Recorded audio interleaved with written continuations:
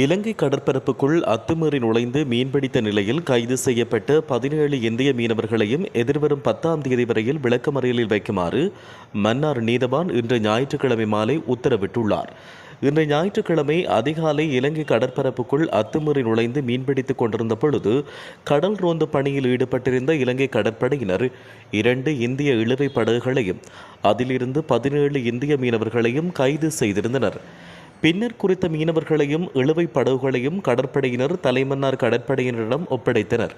தலைமன்னார் கடற்படையினர் விசாரணைகளின் பின்னர் இன்று ஞாயிற்றுக்கிழமை மாலை மன்னார் கடற்தொழில் திணைக்கள அதிகாரிகளிடம் ஒப்படைத்தனர். இதன்போது யாழ் இந்திய துணை தூதரக அதிகாரிகள் வருகை தந்து மீனவர்களுடன் கலந்துரையாடியிருந்தனர். கடல் தொழில் திணைக்கள அதிகாரிகள் விசாரணைகளை மேற்கொண்ட நிலையில் குறித்த 17 இந்திய மீனவர்களையும் இன்று ஞாயிற்றுக்கிழமை மாலை மன்னார் நீதவான் முன்னிலையில் ஆஜர்படுத்தியிருந்தனர். இந்நிலையில் விசாரணைகளை மேற்கொண்ட மன்னார் நீதவான் குறித்த மீனவர்களை எதிர்வரும் 10ஆம் தேதி வரையில் விளக்கமறியலில் வைக்குமாறு உத்தரவு பிறப்பித்துள்ளார்.